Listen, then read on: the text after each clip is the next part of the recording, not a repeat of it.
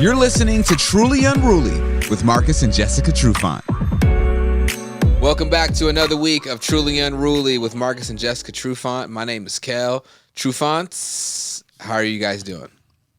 Doing well, sir. Doing well. How about you? Doing okay, doing good. I'm excited about today's topic. Mm-hmm. It is, you guys ready for it? Well, we can get straight to it.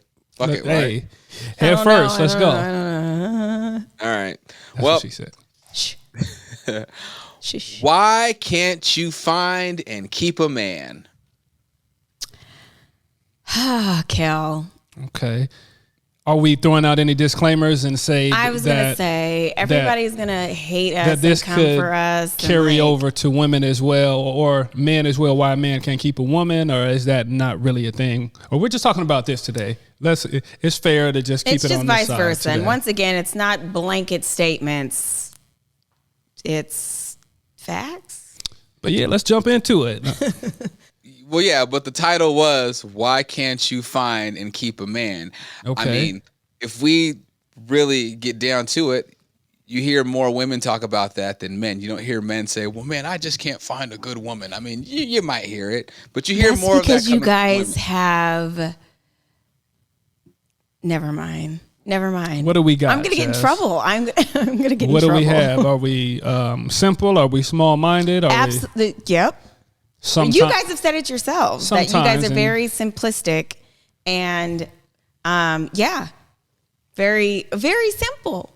So it is, girl. All right. That's it. I'm excited to hear some of the facts. Kind of like why men won't marry women, all that kind of, it's just, you guys are. Well, here's a question that I should just ask just to both of you first. Jess, how often in your life have you heard women or friends of yours, colleagues of yours, whoever say, well, damn, girl, I just can't find a good man, or I just can't keep a good man? Like, do you hear it more often than you don't? I don't hear it as often, but I have heard it. I do hear it because at this point in my journey of life, most of my friends are in relationships or married. So I do not hear it as often, but I still do hear it. You hear it all the time. You hear it all the time? Yes. Growing up, it's a theme, not so much in my inner circles, but... I'm talking about my inner circle. I know, well, I'm just talking about in general, right? You hear it at the church as women, I'm praying for a good man and... well, we already know right there. And, you know, I'm working on myself, I'm doing this, and be patient, et cetera, et cetera.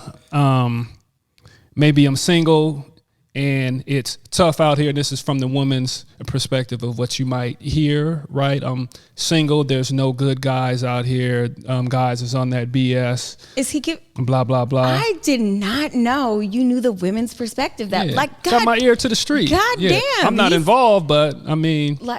I got ears. So. I guess you do have your ear to the street. My God.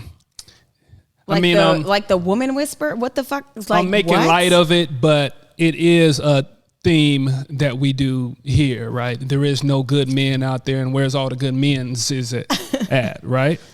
So I'm not sure why that's a thing. There is a lot of guys that are on that foolishness, right? But there's a lot of good guys out here too. There are a lot of good guys. I don't think they're necessarily in Seattle anymore. You got to go to Tacoma to find a good guy. Okay. So they're not necessarily in Washington anymore, but I mean, you can find him. I feel like I got the last good guy, and He wasn't even that good in the beginning.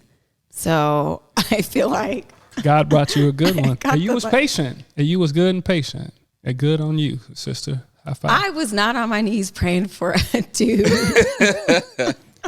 Not in the physical, but subconsciously, you was like, I really just need something.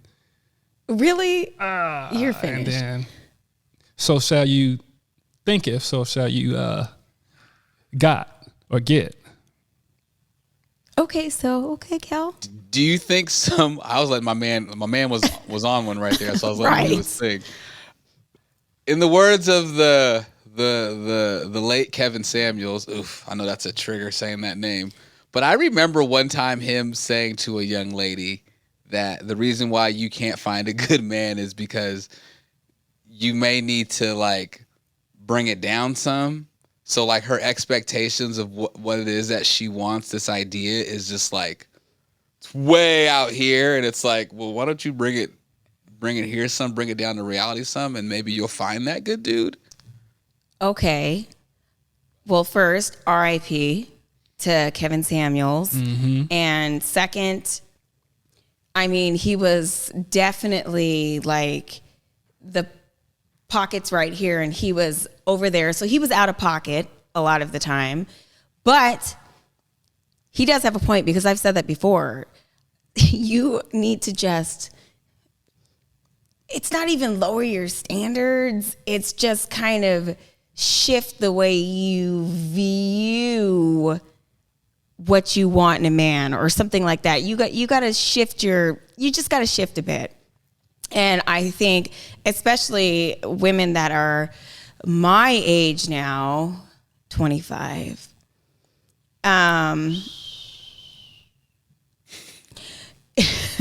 you're kind of set in your ways. And so I think it makes it even harder to find a man because you're just not willing to budge. And I think you have to be willing to give a little compromise to find your perfect man because really, honestly, there is no perfect man or a perfect woman. So that's very true. Very true. I would say that in a relationship, like we've talked about many a times, everything's a compromise. So you don't want to lower standards, like you said, but there is some things that have to be hard nosed or things that you're not going to stand for. But a lot of things can be communicated and worked on in order to find a common ground. So, yeah, it's tough out here. And once again, I feel like you got to check yourself at some point. If you are, every guy is like no good and a piece of shit and all this kind of stuff, at some point you have to kind of go internal and go, okay, what is going on with me? Why do I feel this way? You have a good guy and you let this guy go. It's you at some point. Right. Like our friend of the show, Miss Sexologist Tiffany. Hey, Tiff. She talks about, is it you, sis? I know she does different table talks and programs, etc. So sometimes you got to check yourself. And as I'm talking about that goes for both men and women that are looking for love and new relationships. Right. I found a really good quote here that said, one of the reasons why you cannot find a man is because you haven't taken care of your own baggage. You have not released the stuff you've been carrying around for years and years, as well as from relationship to relationship. You haven't taken the time to stop dating, evaluate why you broke up with your partners previously, and figure out what you can improve on to make you a better person and a better dater. So kind of like what you said, Jess, yes. Internally kind of like, all right, like, what am I carrying? Yep. What am I bringing into each of these relationships that is essentially being kind of self-destructive, right? Right. Yeah. It's like you're pointing the finger, but you have 3 fingers pointing back at yourself. So you really got to reevaluate some things and really just, I don't know, but I think a lot of people just don't even realize it, Mm-hmm. And it's unfortunate, but it is real. If we're being honest, and honesty is the best policy, is kind of playing the numbers game for a woman and just finding that gentleman that could put up with them, right? And what they bring to the table. Different guys have different temperaments and put up with them. Put up. Different ways of looking at things, or just being able to handle what they bring to the table, even if they have baggage. There's different guys that are patient in certain areas, and there's other guys that aren't. So sometimes it can be, kind of trial and error, right? Right. That's hard though to deal with someone else's baggage though. Especially when like you're from the outside looking in and you like see it from this other point of view that they don't necessarily see it from, and you try to like bring it to their attention and they're like, well, fuck you. And it's like, all right, obviously you haven't reached that point of like self-realization, I guess. Like that's hard. And like people that do stay through that to hope and pray that it gets through the other side, I mean, bless their hearts. But I mean, there are people I don't know. You can't ask everybody to do that. I guess it was the wrong term to say put up with, but more you think? Accept and be willing to work through that with them. That's a little bit better, right? And I think that's real. I think that's a real thing. People, just like you said, there's no perfect spouse or girlfriend, right? So or a boyfriend. So you want to be able to get to a point where you love over 50% of what they bring to the table, right? You got to see the potential. You see the potential. And some of that other stuff, okay, it's a little rough and I'm really not all the way 100% bought into that, but I'm willing to deal with that and we're going to work through that together. Right. It's like a diamond in the rough. You're like, okay, all I have to do is polish it. But if you spend some time polishing it and it is still fucked up, well, okay, then get the fuck on, right? Back to the drawing board. But I don't know. And I think even women that are really career driven and successful, they want somebody, or they dream, or, of having somebody close to that level. And if they don't meet those standards or above what they are at that point, they're like, I don't want it. I don't want it.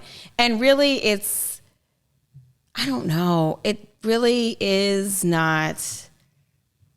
It's just not about the material things all of the time. And I think that's what we've all become caught up in, because that's just what it's about in general. What you have, what you can bring to the table, blah, blah, blah. I mean, I think you should have a good credit score, I'm just saying. But there's more to it than that. There's more to men than that, especially when, like I said, when you're a successful woman and you want there's just more to it. And women that aren't even successful, they want the man that's this, that, whatever. Guess what? That doesn't necessarily mean you're going to be happy. So is it happiness first or is it business first? Both. When you're in that position to where you're really courting and when you're really looking, and you're in most cases a little bit older, right? And you're trying to get things figured out. Oh, well, it's definitely business first at that. Well, no, it just depends. I think at our age, it's still a little bit of business and happiness. I think maybe if you're 5 to 10 years older, it is all happiness. I think if you're a little bit younger, it's probably business. Don't quote me. I'm just saying. I don't know, man. I feel like the majority of people marry for security. I mean, Yes. Love is involved, but like you marry for security. And that goes both ways, like that could be financial security. That can be, I have a really great woman that I know that she's going to be a great mother to my kids. So I don't have to ever worry about like my kids, being with a psychopath Really? or something like that. There's certain types of security I feel like that just comes with marriage, and that's why people do it. So like in initial dating, right? You're like, I think this woman, she gonna be a good woman to take care of my kids. Let me marry her. It has to factor that it? in. No, but not out the gate, right? I'm like, shit. Are you guys really thinking like that? And in But my if you're looking for that, like, yeah, if you're looking for that, you're though, looking yeah, for that, but right. The first part of dating, I don't think a lot of that is the leading. What are you looking for when you first date a woman? How she walk. Why you say it like that? How she walk? And is she walking right? Sorry, Marcus. How you said that sounded so country. Is she talking right?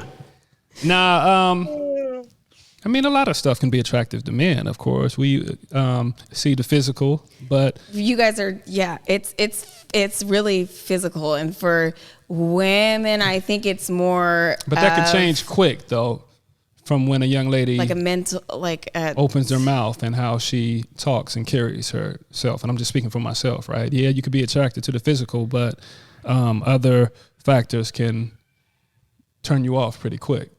You'll still hit that and be in a relationship. But that doesn't mean you're you absolutely involved will still hit that.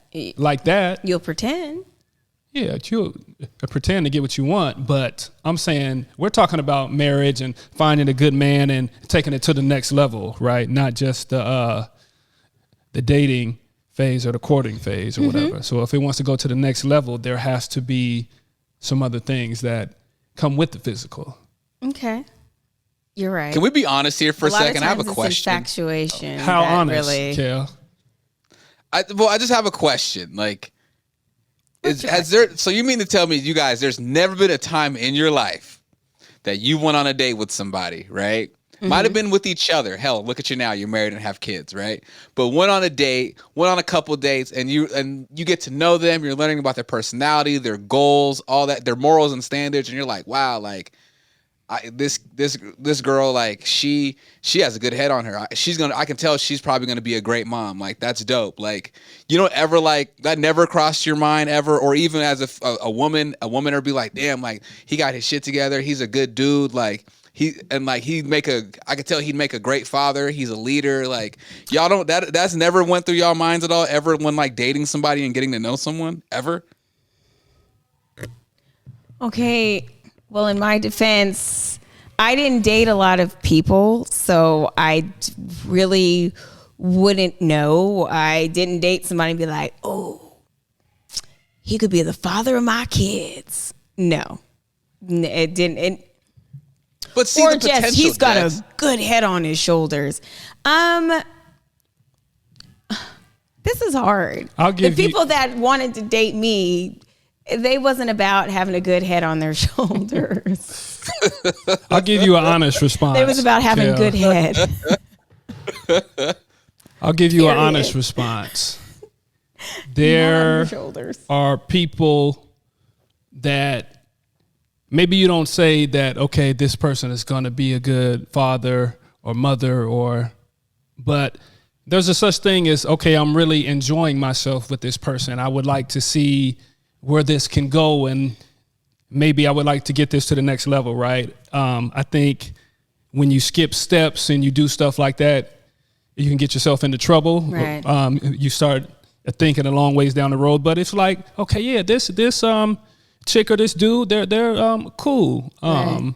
I could spend some time with them. I would like to spend more time with them. I usually don't do that, but okay, maybe if you want to stay the night, or you want to hang out, maybe we could get breakfast in the morning instead of just... Maybe if you want to stay the night.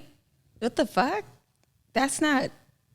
Late movie. See, you guys is already in the gutter. Late movie. I want to make sure you get home safe. Yeah, you could go to the guest room. I'm going to be over here type of thing. And then, and I said I was being honest. Right? That sounds like... that sounds familiar. But things like that do happen. But again... skipping steps, I think, could set you up for a big letdown. Right. And I think to your point, bringing it back to like a personal kind of, I don't want to call it an issue, but just kind of a personal thing, like just kind of relaxing, letting your guard down, and like letting go of trying to control the situation, because a lot of it is trying to, you want to control things. You want to control how your dude is. You want to control the interaction. You want to control, I don't know, just kind of relaxing and just going with the flow. Right. And not being so uptight, so controlling, so rigid, and what you want and all that. You got to relax. You got to let shit go. How did our first date go? at the. I controlled it. Right. I didn't have the potential. I didn't have the right stuff. I didn't say you didn't have the potential. Our first date. I was just like, it was just a lot. It wasn't typical. It's not typical. You're going on a date with a professional athlete, which I didn't even think of you like that. Right. So what is that? But in hindsight, when I think about it, right? And maybe that was in my subconscious. I'm going on a date with a professional athlete, blah, blah, blah. And it just, I saw your potential though. That's fair. I'll take potential. I did. I saw his potential. And just the very first date, I think I was uncomfortable and I didn't have control, right? And so I'm like, I'm going to take control. I want to go home. I have homework.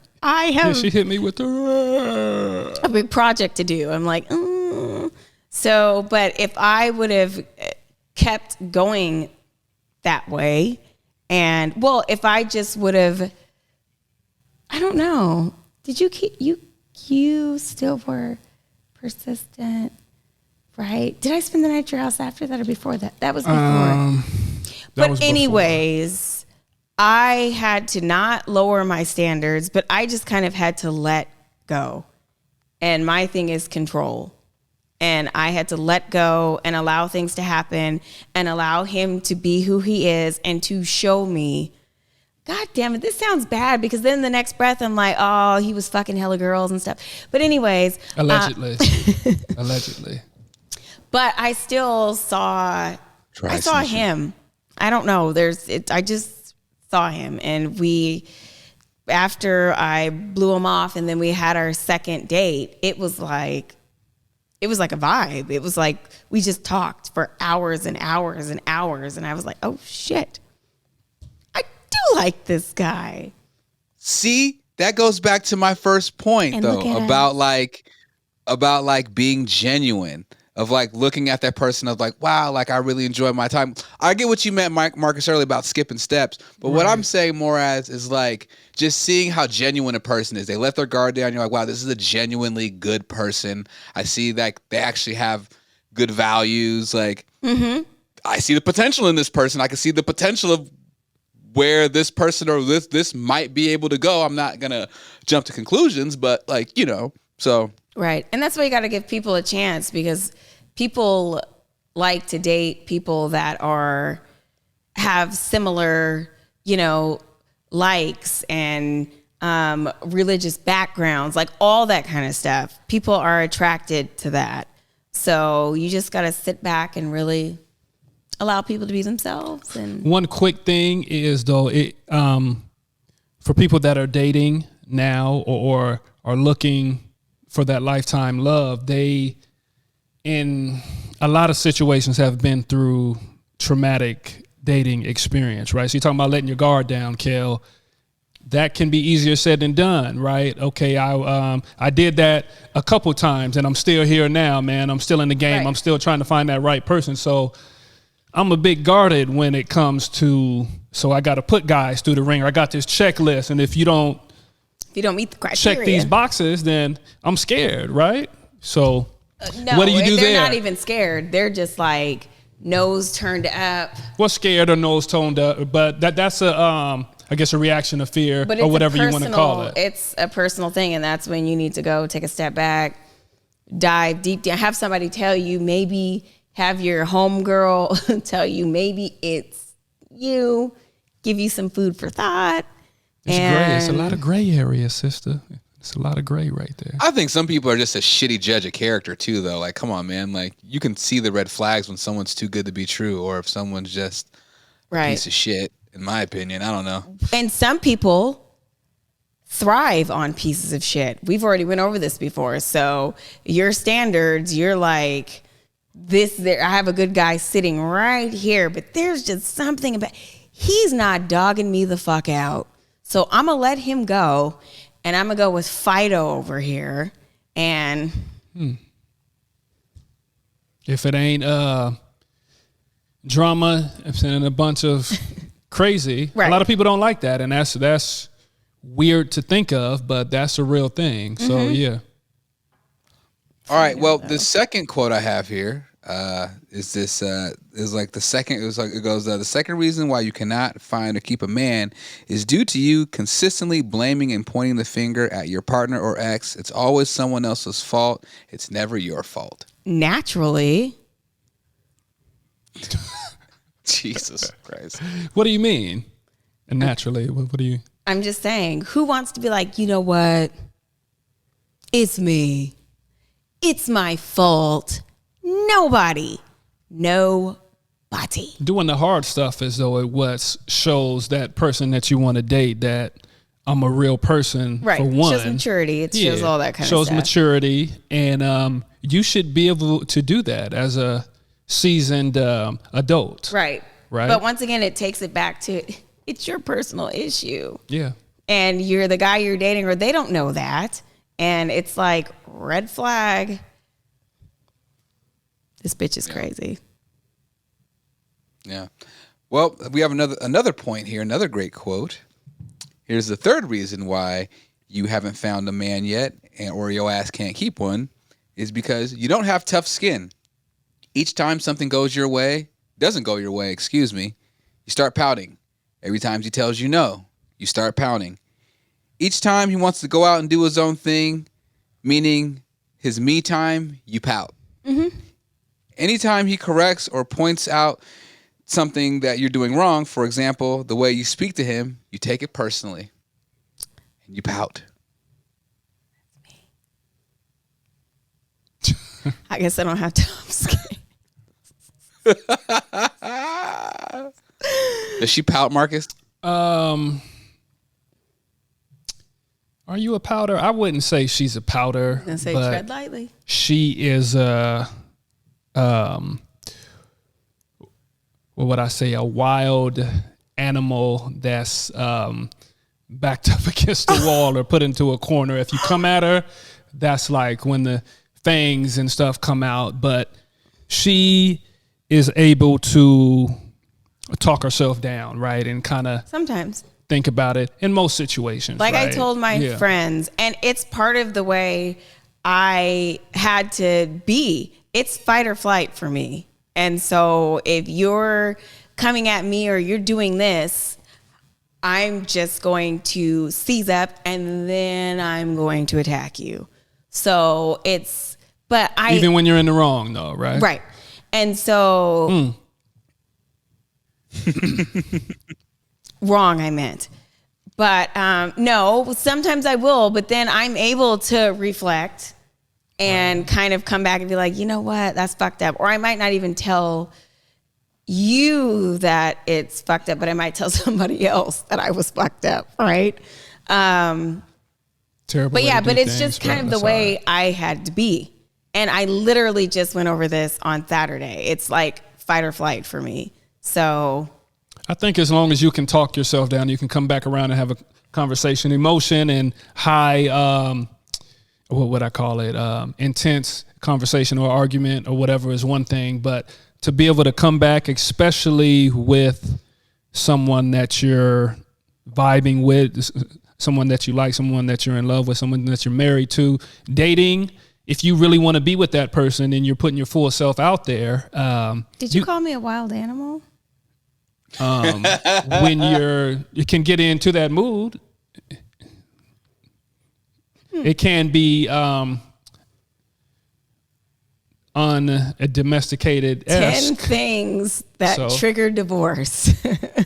Calling your spouse a wild animal. Wild animal resembling traits of a wild animal, but not officially. Resembling traits of a wild animal? Fuck, something Marcus. Like that. But like I said, with all that is fucked we're up. able to bring it back and have a real conversation because the foundation is there and we both want the same thing. We both want to be on good terms. We both want to communicate. We both want to know what each other is looking for, what we need, right? Right. And when we're like mad, if we can't have fun together if we're mad at each other. Right. So and it's us against the kids, so we got to ride together. Right. So we have to stick together. Wild animal and civilized human, we've got to stick together. All right. To wrap this up, what piece of advice would you both give to someone that's listening to this that is dealing with the issue of not being able to keep a relationship or keep a partner? Please look internally. I know it's hard to it's like, no, it's your fault, it's your fault, it's your fault. But sometimes it's not. And not saying that, you're necessarily a bad person or you're not right, but literally just kind of, you got to kind of go back and, like you said, Kel, before, think about your past relationships and the breakups and what has happened, even how you were raised, all that kind of stuff, your family history. You got to really take all of that into consideration. I know that's hard to do, but yes. Because I don't believe that there's somebody for everybody, like people say. Really? But I think you're missing a lot of opportunities. Not opportunities. Guy isn't necessarily up. I think, I think you're missing a lot of potential opportunities, potential future mates by just really not taking a look internally and working on that.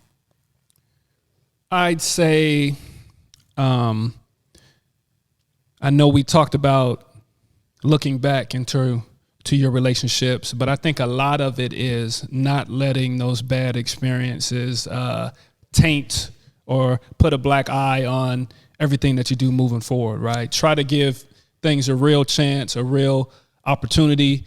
Easier said than done, especially if you got scars and you've been through a lot of traumatic stuff, but everyone's not the same. The only person you can control, the only person you can change things about is yourself. So just like you said, look internally, but give things a real chance and try not to be overly guarded if possible. Right. Easier said than done, though. Right. But. And just like you said, everybody's not the same, because you might have had a bad experience and then you go out with one guy and you see a glimpse of a flashback and you're like, oh, hell no. But give it some time. Like it's a diamond. If you polish that shit and it's still fucked up after a while, let it go. Move on. That's Fresh deep. slate. That could go on like a card or something, right? Hallmark, call me. All right. Well said. Even though Jess is cold, she said, I don't think there's somebody for everybody. That's a fucking lie. Some people are meant to be just by themselves for the rest of their lives. The fucking not like that. And I think some people are content that way. I mean, we've, been brought up like there's somebody for everyone. Fuck that shit. That's a lie. Glass half full. How many people are on this planet, though? Okay, so then you settle? Sometimes. Or where you got to go? To Europe to find somebody? What, you got to go to Africa to find somebody? Like, yeah, there's a lot of people on the planet, but right here in Washington? Man, hey, listen. I was looking at our stats and people that listen to us. By the way, shout out to all the people in Frankfurt, Germany that listen to us. Word. And Zimbabwe. Okay. We got a lot of listeners in Zimbabwe, Nigeria, and Kenya. Wow. So, yeah, there's people out here that listen to us that are outside of Washington. That's beautiful. You feel me? That's beautiful. That, want to find love, Jess. Okay, well, come on over. Shit. I don't know. Word. Truly Unruly, Marcus Trufant, Jessica Trufant. My name is Kel. If you like the podcast, please, y'all, subscribe, leave a review so you never miss an episode. Of course, you can catch us every Sunday on Converge. When this airs, it will be the Emmy Award-winning Converge. Congratulations. And also, if you want to catch the visual of the podcast, just search Marcus Trufant on YouTube or search Truly Unruly. Of course, follow Marcus_Trufant on Instagram and follow Jessica_Trufant on Instagram. Jess has made her comeback. I have. And of course, follow the page Truly Unruly_podcast. I miss anything, y'all? That's it, brother. No. All of those, you can find Marcus Trufant. It sounds like I'm of Marcus. Handmaid's Tale for those who don't. We out. They know where to Peace find out. it.